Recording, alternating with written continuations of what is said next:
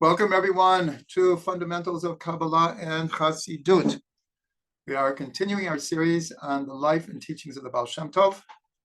Tonight we're continuing with a series of individual teachings from the Ba'al Shem Tov. We've been doing this for a couple of weeks now. As I mentioned, they're in no particular order. Some of these that we will deal with tonight, you've heard before, others you haven't, but since we're doing a whole review of the teachings of the Ba'al Shem Tov, hopefully we'll shed some new light on all the different ideas. Again, remember, there's no particular order here. So we'll start with a teaching from the Ba'al Shem Tov about Pirkei Avot. In Pirkei Avot, it says that every day a voice comes out of Sinai and basically invites people to do tshuva and to come back to the fold. So the Ba'al Shem Tov asked a classic question. How come we don't hear this voice? Where is this voice? If it comes out of Sinai every day, where is it broadcast? How come we don't hear it? And so it was a rhetorical question. And then he said, and if we don't hear it, so what purpose is it for a voice to come out every day? Ba'al Shem answers his own question and says, anytime a person has an awakening to do tshuva, to come closer to Hashem, to do a personal accounting, to connect to some inspiring idea that will strengthen their connection to Torah and mitzvot, it's because they're hearing this voice. In other words, it's not a voice that you're going to hear on the radio or the television or on YouTube or in WhatsApp. It's a voice that is broadcasting. It's in the world, and we're not hearing the actual sounds. It's like we've discussed many times. It's the sounds of silence, called mamad daka. And it's this voice that is arousing us to come close to Hashem. This is a teaching from the Ba'al Shem Tov. So in other words, his problem was if we don't hear this voice, so what purpose is it to come out? But he answers, we really actually do hear this voice. Not every person and not all the time. But when we have an arousal to be better, to improve, to come closer to Hashem, it's because we are actually hearing this voice. Now, since we mentioned Sinai, this is not a teaching of the Ba'al Shem Tov, but the students of the Ba'al Shem Tov would almost swear that when they were in the presence of the Ba'al Shem Tov and he was giving over Torah, they could hear the shofars from Sinai. In other words, their experience was a total spiritual, mystical experience of being in the presence of the Ba'al Shem Tov and hearing him teach.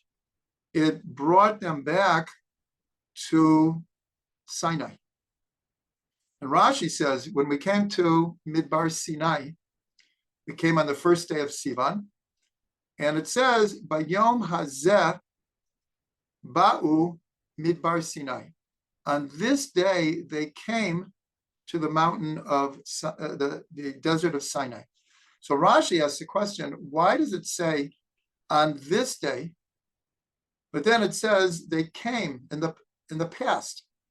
He said it should have said on that day they came. Why does it say on this day they came?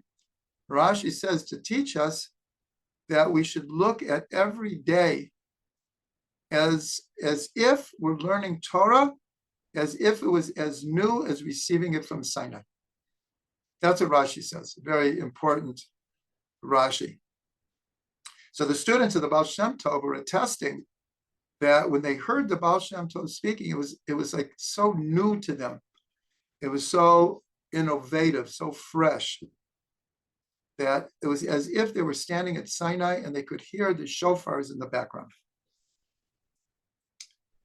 Now, the next idea, as taught from the Ba'al Shem Tov, is such a part of Chassidut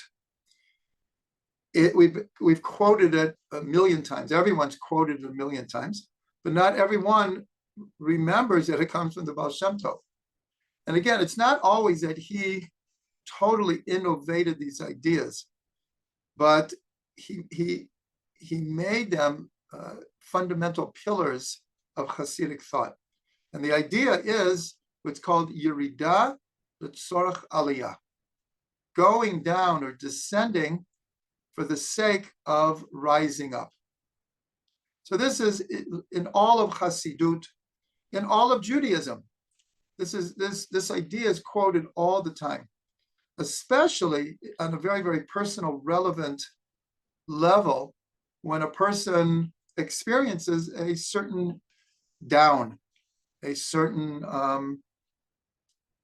not positive feeling, or experiences difficulties, obstacles, challenges. And so we're always encouraged to remember that this is an experience of you're going down, but if you know how to look at it properly, it's for the sake of rising even higher. A common expression is, if you're served lemons, make lemon juice out of them. Put a little honey and a little sugar and make sweet lemon juice. In other words, take bitter and turn it into sweet. Of course, this is always very challenging. When you're experiencing a Yerida, it's not always easy to remember that every descent has the possibility of an ascent. Just like in gravity, everything that goes up eventually will come down. No matter how high you throw a ball, eventually it is going to come down. The inverse is also true.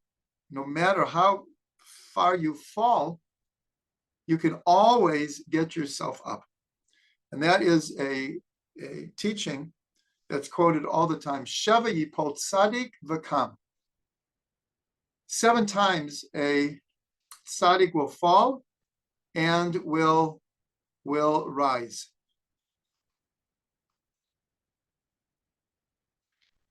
So this idea of Yerida L'tzorach Aliyah was a very strong teaching of the Ba'al Shem Tov.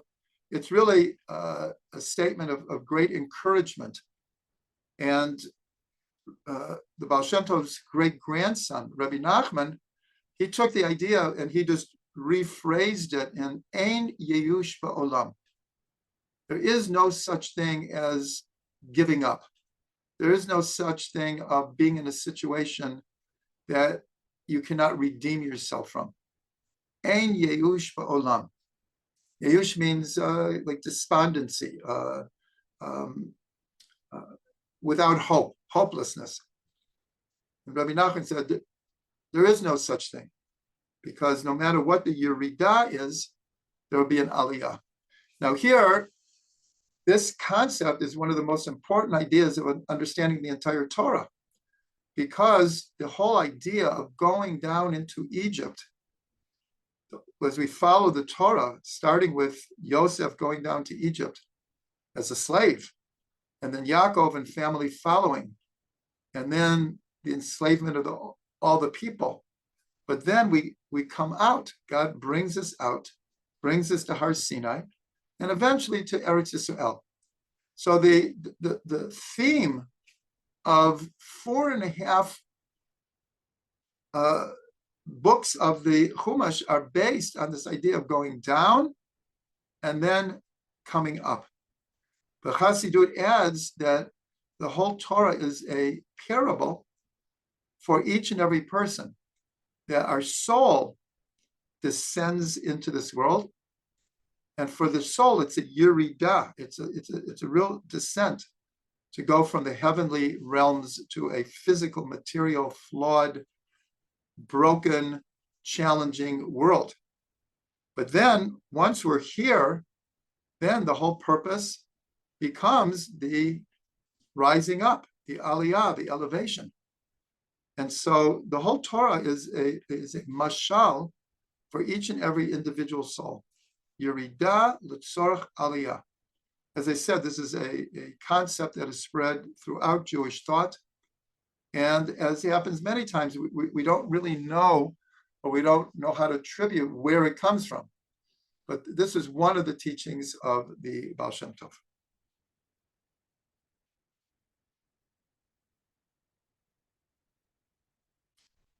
Now, we've mentioned a couple of times that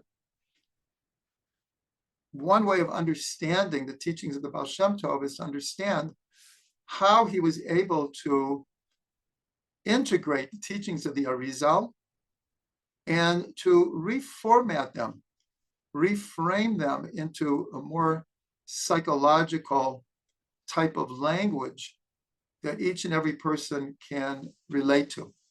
So the Arizal, one of his main teachings, was the idea of Shvirat Kelim, the breaking of the vessels. And so he gave over this teaching that in a previous world, it's called the world of Tohu, the lights were so great that the immature initial vessels of creation could not hold them, and they shattered. And with the shattered vessels, there was light. The whole idea was that the vessels couldn't hold the light, but when they shattered and fell, they fell with sparks of light.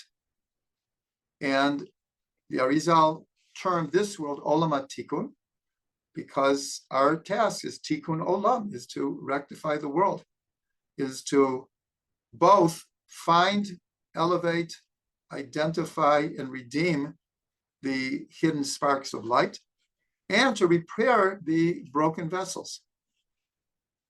So the Ba'al Shem Tov, the Ari gave this over in what we'll call a cosmological fashion, how this world came into being. What the Ba'al Shem Tov did is he took this concept and he made it personal to every person. That this became every person's individual, not only purpose and task and mission, but their reality. And if this world is made up of the broken pieces of a previous world, and there's hidden sparks of light that need redeeming, well, they're not just in the world, they're within each and every person. And so I know I've explained this before, but some of the terms that we use in a very real, relevant, almost daily kind of idea is we translate the breaking of the vessels where the light was too great for the vessels to hold them as the following kind of expressions. I'm freaking out. I can't handle this. This is too much for me. I need my space. I got to get out of here. Expressions like this is a real response to a real reality called Shvirat Kelim, the breaking of the vessels. Also, though, this idea of hidden sparks of light means, and this is what the Ba'al Shem taught, is that everywhere you go, every situation you're in, every person you meet, there are opportunities to see, identify, lift up, and help redeem fallen sparks of light.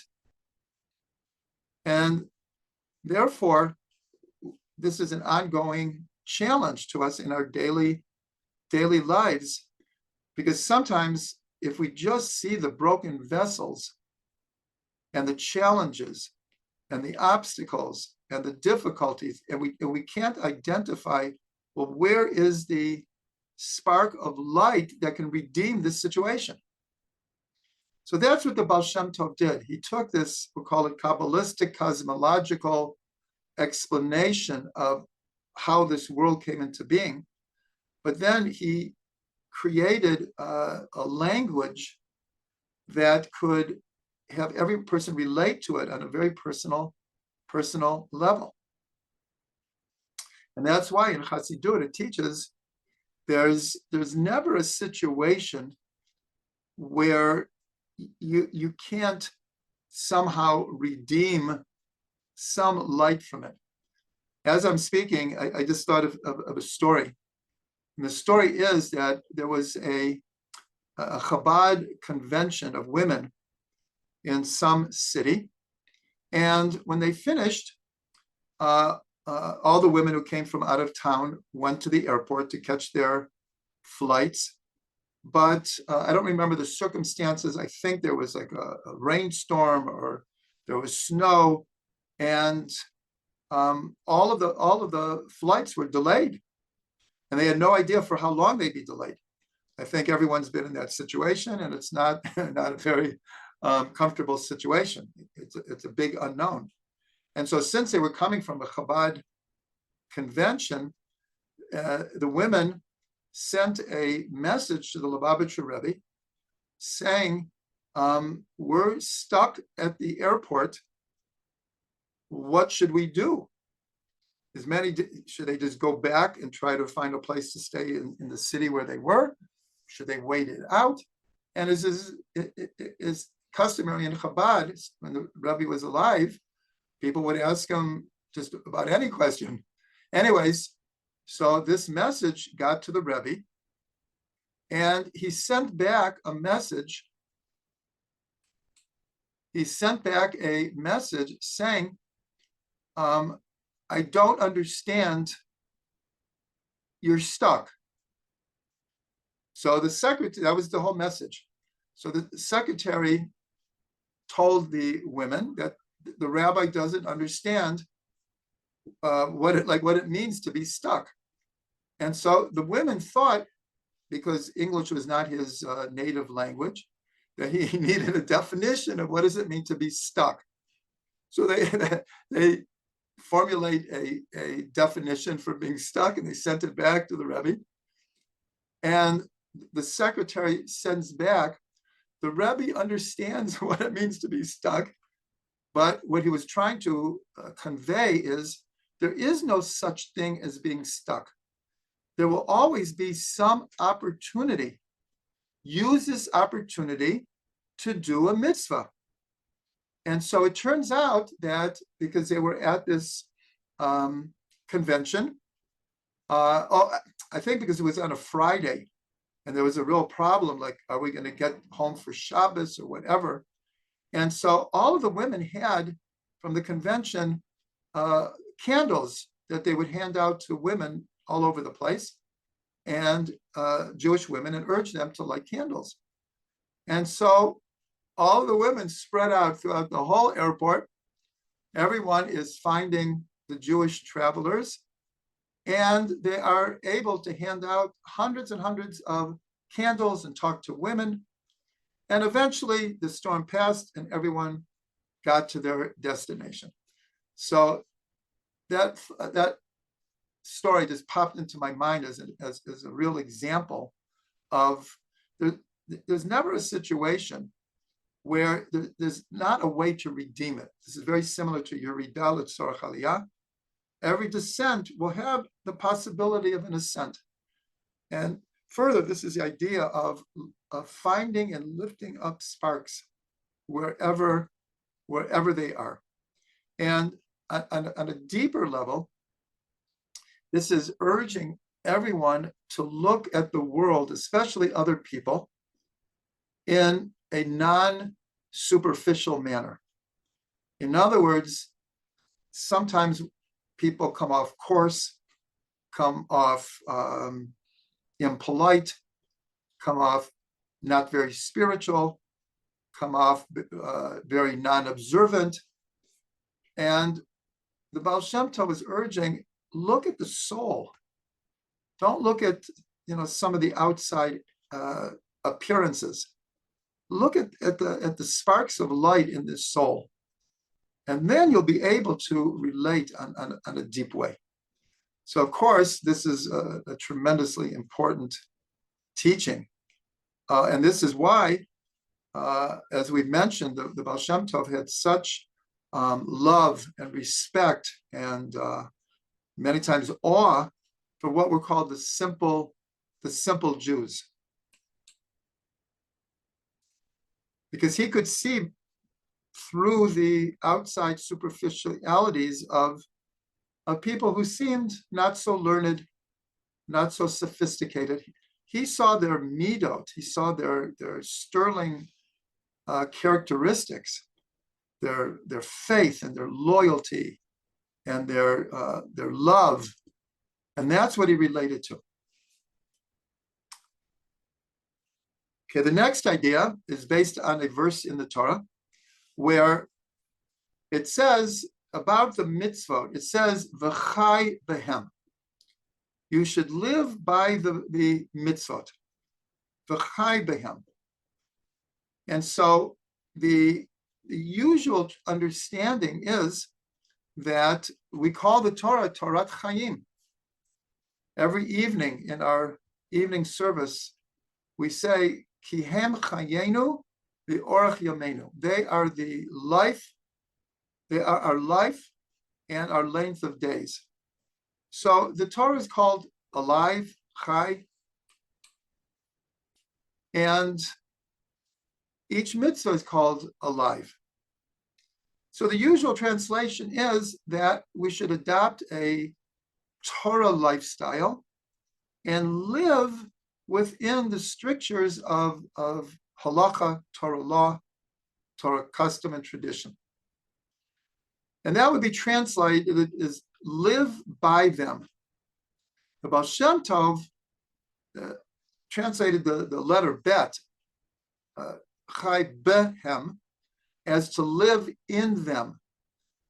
And what he encouraged is that and he said really the only way to do it is with passion, enthusiasm, and joy. If we approach each and every mitzvah with passion and inspiration and joy, then the mitzvah will give us life force. If not, by doing the mitzvah, we'll be connected to the life of the Torah, but it won't necessarily enliven us. So the Ba'al Shem Tov says, Chai Bahem, live in them. Your life is in the doing of the mitzvah. That is what will give you life force. You do it with joy, it will give you back double the joy. You do it with enthusiasm, it will inspire you double.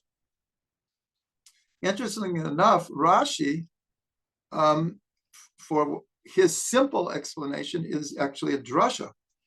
And it says, v'chai behem. So Rashi says, in the world to come, that no matter how much energy or honor or carefulness we put into the mitzvot, their reward and their true life will be in the world to come. But the Ba'al Shem Tov, and of course that's true, that is true. Our world to come is based on what we do in this world. And there's a very, it's almost an amusing, a humorous teaching from the Slonim Rebbe in the Tivot Shalom. And he says that if a person keeps all the laws of Shabbat meticulously, but has no joy from Shabbat, in other words, he believes in the importance of keeping Shabbat, and he is very stringent on himself to fulfill all of the laws, but he, for whatever reason, he doesn't connect to the joy of Shabbat, the spiritual riches of Shabbat. So the Slonim Rebbe says he will most certainly merit the world to come. He said, but in the world to come, he'll be a park bench. And these are the very words of the Slonim Rebbe. He'll be a park bench, meaning just like in this world, the way he did mitzvah was, call it dry and static. A park bench doesn't move. It stays exactly where it is. And so if someone kept Shabbos, but didn't move spiritually, then they will be in the world to come, but they will be a park bench. So this is just based on the Ba'al Shem Tov's understanding of Chai Behem, that they give you real life force. the sages learn something even further from the same verse, where they say, you shall live by the mitzvot and not die by them. And this is where they establish that, except for 3 mitzvot, that if you're presented with a situation that either you have to do something that is not permitted or you're going to die, someone is quite literally starving to death, and the only thing there is to eat is non-kosher food, you eat the non-kosher food. You're not expected to die for them. You're supposed to chai behem, to live with them. And this goes to all of the mitzvahs. We're expected to live in the mitzvahs. We're not expected to die. Okay, another teaching from the Ba'al Shem Tov. And that is, we know that we have this explanation that God created the world yesh mi'ayin, something from nothing. This in itself is a paradoxical statement to really get our head around how do you make something out of nothing. But we know that the word for nothing here, ayin, is not a nothing. It's actually the opposite. It is we'll call it the womb of the birthing of everything. The nothing is because it's egoless. And within pre-creation, it's in a sense the darkness that comes before the light. But in that darkness, just like the womb, the fetus in the womb, it's dark.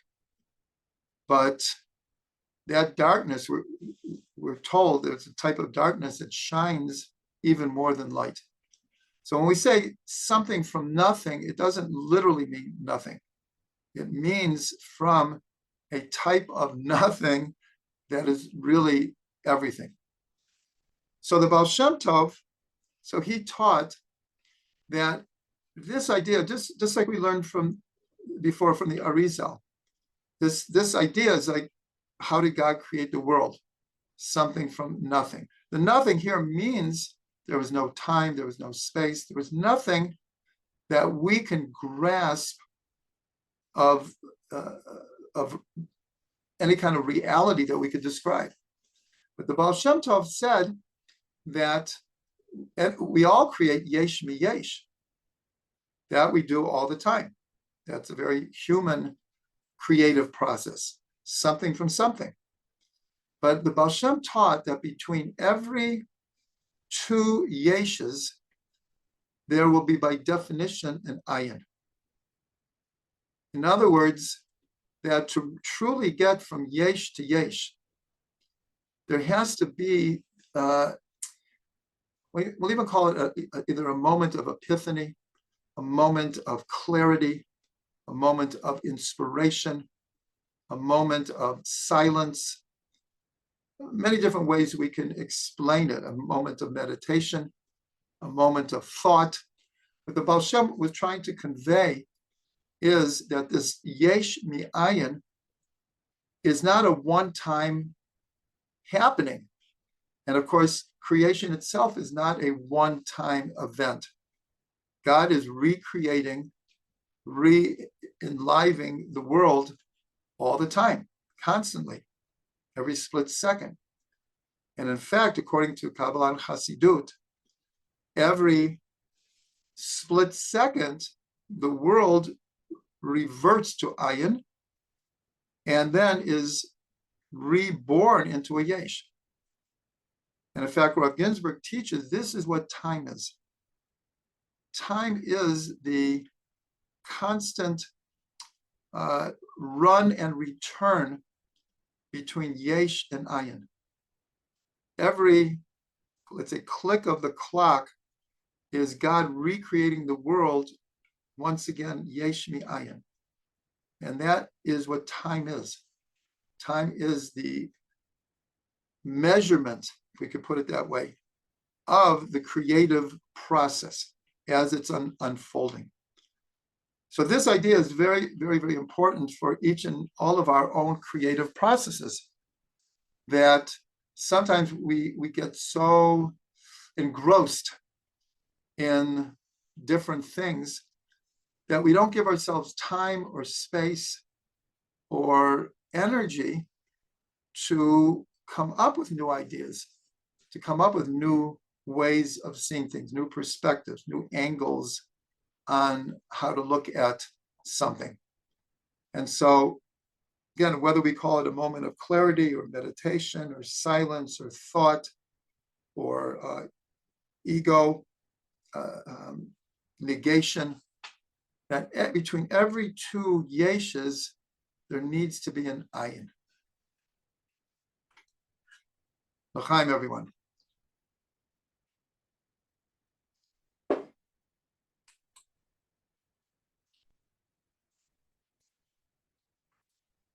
Okay, going forward here. So here's a almost a parallel idea based on a verse in Devarim, the 5th chapter, the 5th verse. This is in Parshat Ve'et Hanan, and Moshe, remember, this is a new generation now. The book of Devarim is happening right before Moshe leaves this world and Am Yisrael enters into Eretz Yisrael. So he's reviewing with them what's happened these 40 years in the desert. And here he's reviewing the giving of the 10 commandments. And in fact, right after this verse that I'm going to read, the 10 commandments are repeated. It's the only other time that they're repeated in the Torah, other than when they're given in the book of Exodus and Parshat Yitro. So as part of the review, so Moshe says like this: Anochi omed bein Hashem ubenechem, be'et hahi la'agid lechem et devar Hashem, ki yeretem mipnei ha'esh, v'lo alitem bahar le'mor. So Moshe says, just a little background. According to tradition, all of Am Yisrael only heard the first 2 commandments directly from God. And we're told that with every word that God said, their souls fled their bodies. And they had to be returned with what's called the Tal Techiyah, the dew of resurrection. So in other words, every word that God said, they fled, their souls fled. And God had to revive them. After the 2 first mitzvot, the people came to Moshe and said, you talk to God. We're too afraid. It's too much for us. You talk to God and you tell us what he says. So here, that's what this verse is relating to. It says, Moshe is speaking here, I stood between you and God at that time to tell you what God had spoken, because you feared because of the tremendous fire, and basically you couldn't handle it, so you asked me to tell you. So the Ba'al Shem Tov, as he did often, and what Chassidut does often, will take a verse out of its context and apply it to many other situations. So here it says, I stood between God and you. And the word I here is Anochi. Anochi happens to be the first word of the 10 commandments. Anochi is just like saying Ani, I. So the Ba'al Shem Tov said, what stands between God and a person? Their ego, their Anochi, their I. That's what stands between us and God. So you can see here, in a certain way, the Ba'al Shem Tov flipped this, because Moshe was saying, I did stand between you and God because you were afraid, and therefore I became the spokesperson. I became the messenger for God's message to you. But the Ba'al Shem Tov took it out of that context and said what we can learn from it is what stands between us and God is a big ego. So this is a classic type of Ba'al Shem Tov teaching that, especially in Keter Shem Tov, the book that we've spoken about that was compiled by his students and students of students, the different teachings of the Ba'al Shem Tov.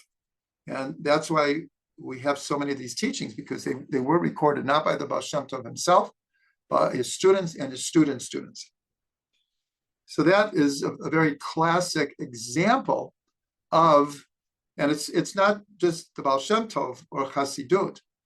The sages in the Talmud do this all the time, where they take words from a verse or a verse that has to do with a certain context, and they will take it out of the context and apply it to other situations. Because our understanding of the Torah, that it's eternal, it's archetypal, and it applies to each and every person in each and every generation. And so therefore, we have the ability to, we'll call it, stretch the meaning of the Torah to fit all kinds of situations. That's why we say Shivim Panim LaTorah. There's 70 faces to the Torah. Is the ability to do this. Now I'm going to mention two ideas that I'm sure everyone has heard in different classes over the years. I've spoken about it, and I'm sure most people have been exposed to this. But the Ba'al Shem Tov, two of his most important teachings was that what's called the Nefesh Elokit, the divine soul, is an actual part of God above. Though that word, speaking of taking out of context, that phrase, Chelak Eloka Mima'al, is actually taken from the book of Job. I'm sorry, I don't have the source in front of me. It's taken from the book of Job, and it's in a different kind of context. But the Ba'al Shem Tov applied this to the divine soul. It's an actual part of God above. And that's how we explain the fifth and highest level of soul, called the Yechidah. The Yechidah is that part of the soul, the godly spark. In that sense, we envision each and every person having a godly spark within them.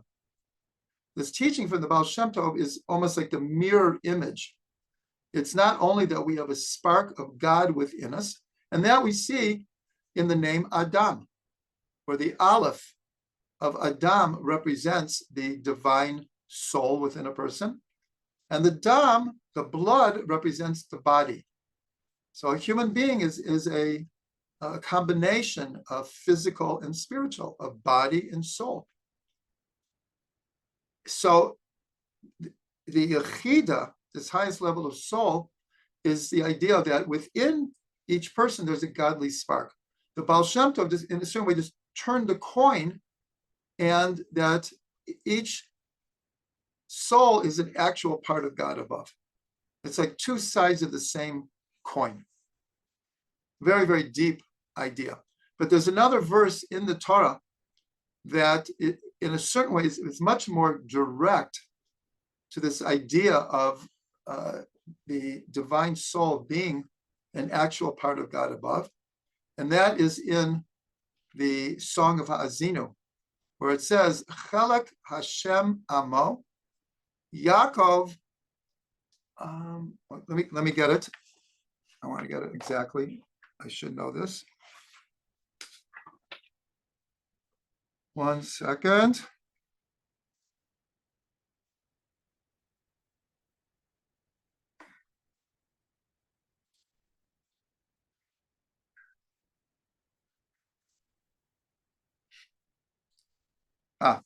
Ki Chelek Hashem Amo, Yaakov Chevel Nachalato. Literally means that God's portion is his people. Yaakov is the rope of his inheritance. So simply meaning that the Jewish people are intrinsically connected to God, that we are God's representatives in this world, because a portion of God is his people, meaning the portion of God in this world is represented by his people. But if you read it just as literally, it means because a part of God is his people. Chalak Eloka mima'al, that a portion of God is in his people. So this is even a more direct way than the quote from Eov. And so this idea spread to all of Chassidut. There's different ways of explaining it. That's a different story.